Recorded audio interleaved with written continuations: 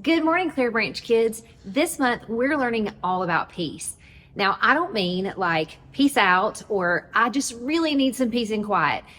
I'm talking about true peace. In other words, showing people how important and how valuable that they are to you by not needing to have to win a fight or an argument. Now, we all know that that's harder than it looks. And so this month, we're chock full of lessons to teach us all about that. So our story for today comes way back from the very first book in the Bible, the book of Genesis. And there we meet several characters that you're going to hear about. The first is a man named Abram. That God had a rescue plan for the world, and he needed one special person to help put that rescue plan in place. And Abram is the man he chose. And he also promised Abram that he would bless the entire world through he and his family. Now, that was a tall order because at the time, Abram and his wife Sarah were very old and they didn't even have kids yet. But Abram and Sarah trusted God.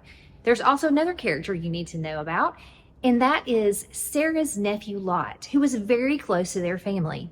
So the next part of the story is that part of this plan meant that God called Abram to move to a whole new land, someplace they had never been before. But like I said, Abram trusted God. I guess they trusted each other. And so Lot did as well. And so all of them, Abram and Sarah and Lot and his family and all of their shepherds and people that worked with him, packed up and moved to the new land. And things went great there. They were so successful and they grew so many crops and they acquired so many more sheep and livestock that there wasn't enough room to take care of all of them. But what ended up happening is that the shepherds of Abram's and the shepherds of Lot's ended up arguing with each other as to where they could take their animals to be cared for. Now, this could have been a very easy fix. After all, Abram was the head of the family. He was in charge. This was technically his land.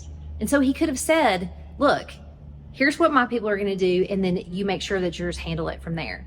But that's not what he did, because Abram valued his family. He valued the peace between them.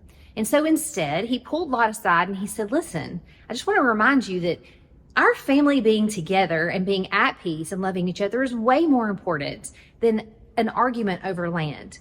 So why don't we just split up? You guys go here, we'll go over there. And that way there's plenty of room for everybody. And then he took it another step further and he said, and you pick. Again, Abram was the head of the family. It was absolutely fair and in his right to choose the land, and maybe the best land, for himself. But that's not what he did. He let Lot choose. And they did, and they separated, and both families were still successful.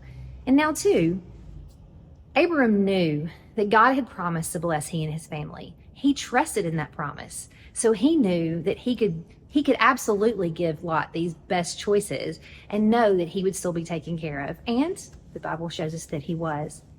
Now, guys, we might not have problems in our family where we're having to argue over land for our sheep to graze on. But we know that sometimes the hardest people to keep peace with are the ones that are closest to us. And that's usually our family. So this week, as we go about our weeks, let's make that choice, the same choice that Abram made.